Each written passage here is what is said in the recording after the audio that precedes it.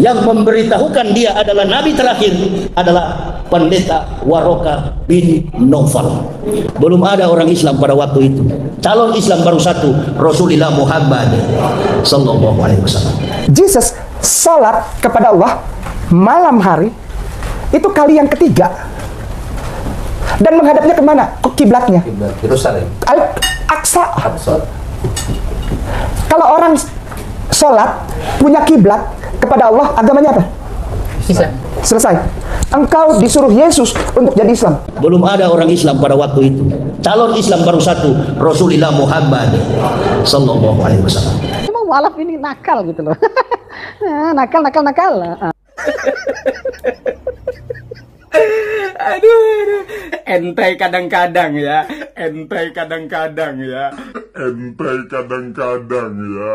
Haleluya, haleluya. Assalamualaikum bishim hamasyah. Salam Aki.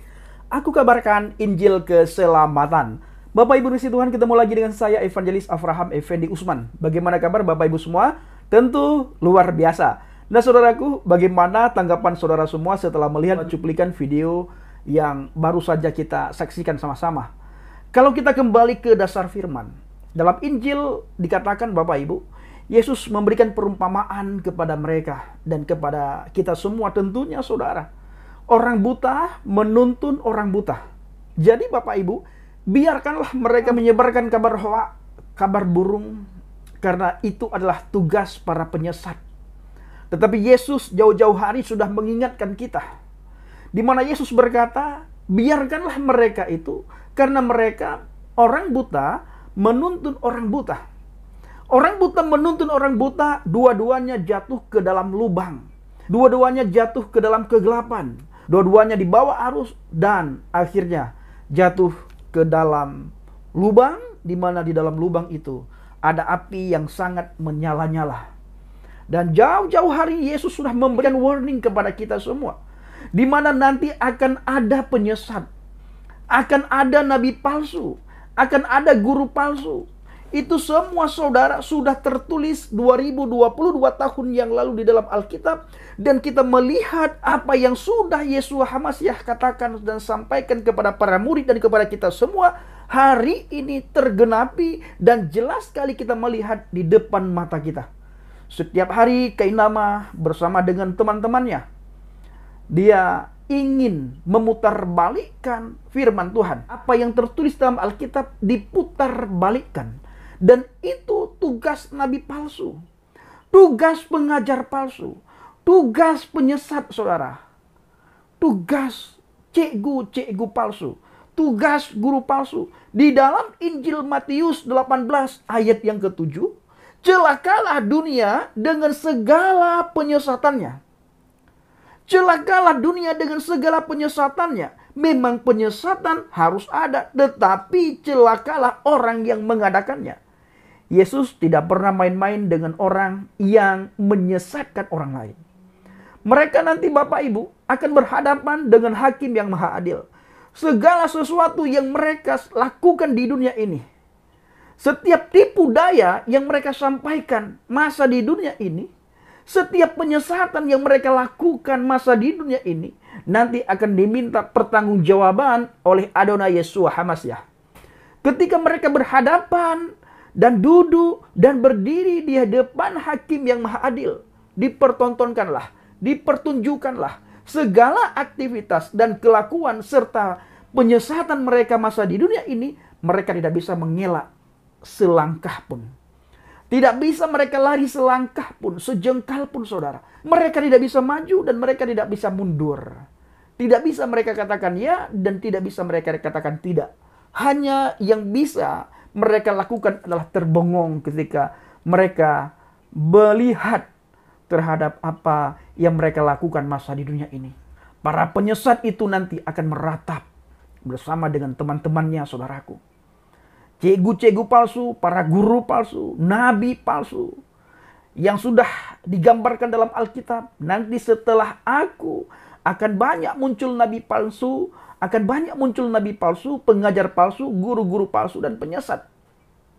Mereka akan menyesatkan orang-orang percaya, di mana nanti mereka tidak bisa melakukan apapun. Mereka nanti akan meratap, Mereka akan nanti menyesal sedalam-dalamnya ketika Yesus memperlihatkan setiap tingkah laku, ucapan, dan penyesatan mereka masa di dunia ini, Bapak Ibu. Disitulah adanya penyesalan. Masa di dunia ini mereka bebas melakukan apapun sesuka mereka, Bapak Ibu. Kenapa? Karena yang pertama sekali dari segi hukum dunia, mereka bebas. Bahkan mereka dianggap lagi berdakwah. Dianggap lagi menyampaikan kebenaran. Padahal itu jelas-jelas sesat, saudara.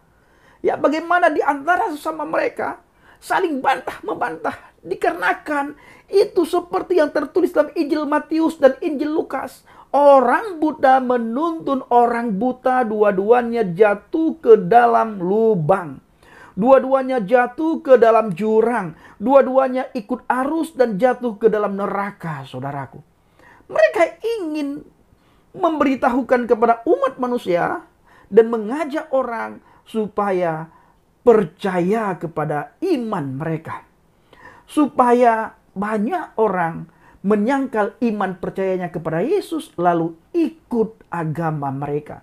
Ini tugas para penyesat, Bapak Ibu, ya. Tugas para penyesat.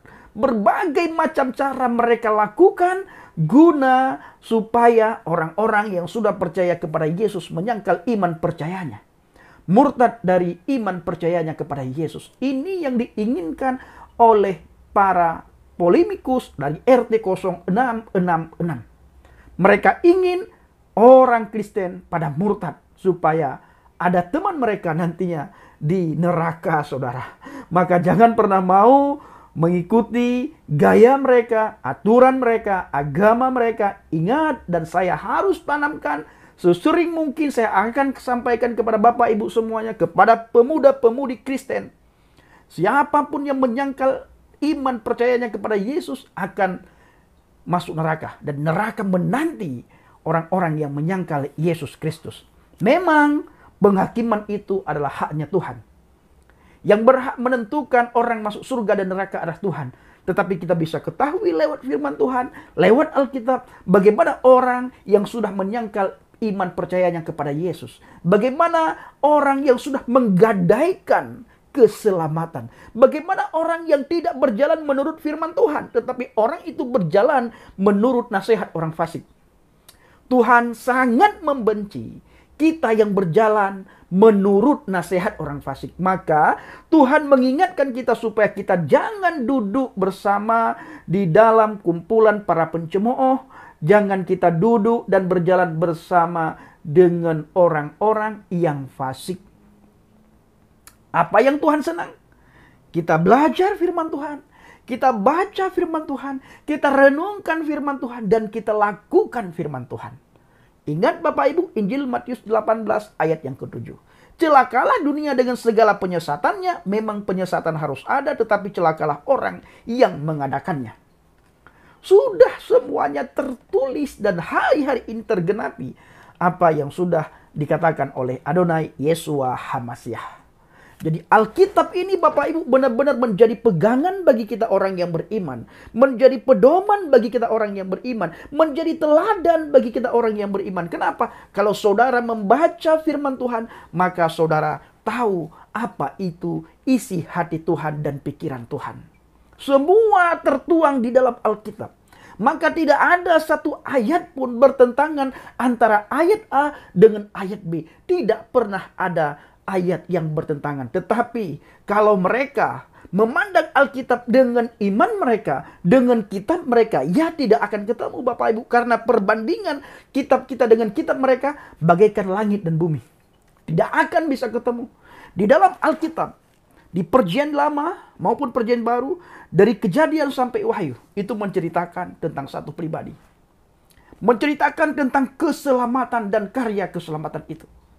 Jadi bila ada orang Kristen yang tidak percaya mengenai kelahiran, kematian, dan kebangkitan, orang itu bukan orang Kristen.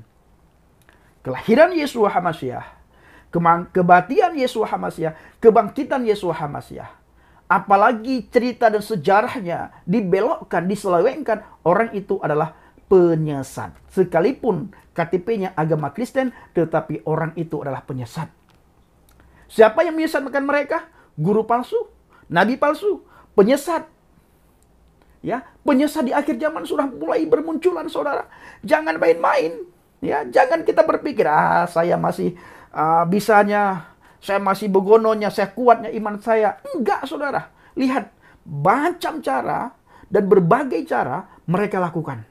Dan hukum tidak pernah menimpa orang-orang seperti itu, Bapak Ibu. Bahkan seolah-olah Bapak Ibu timbul kesan mereka kebal hukum, tidak tersentuh dengan hukum. Bukti sudah banyak. Orang yang mengolok-olok Alkitab di bangsa dan negara kita, yang kentutin Alkitab, yang injak-injak Alkitab di daerah Sumatera, yang membubarkan kita lagi beribadah, yang menghambat pembangunan gereja dengan alasan yang tidak masuk akal. Jadi hukum dunia berpihak kepada mereka, tetapi hukum Tuhan, hati-hati. Ya, hati-hati, mereka tidak akan bisa lari dari hukum Tuhan. Bapak Ibu yang saya kasihi dan para pencinta Sinat Jalhabaget yang dikasihi Tuhan. Di akhir video saya selalu mengajak kita semuanya supaya selalu berdiri teguh di atas pondasi iman yang benar. Saudara harus memastikan bahwa diri saudara berada di dalam firman Tuhan. Karena apabila kita di luar firman, kita tidak bisa melakukan apapun. Jangan sampai kita berjalan menurut hawa nafsu kita, menurut kedagingan kita, menurut pola pikir kita, dan menurut keinginan kita, Bapak Ibu. Jangan, tetapi berjalanlah menurut apa kata firman Tuhan, titik. Berjalanlah menurut apa kata firman Tuhan. Apalagi saudara sempat menuruti apa kata si penyesat, seperti di awal video tadi. Mereka lagi sibuk hari-hari ini, Bapak Ibu. Dan mereka benar-benar membengongkan mana yang harus mereka pegang.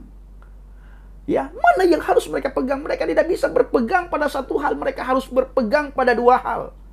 Maka kita melihat banyak sekali bertentangan di dalam diri mereka, satu orang dengan orang yang lain.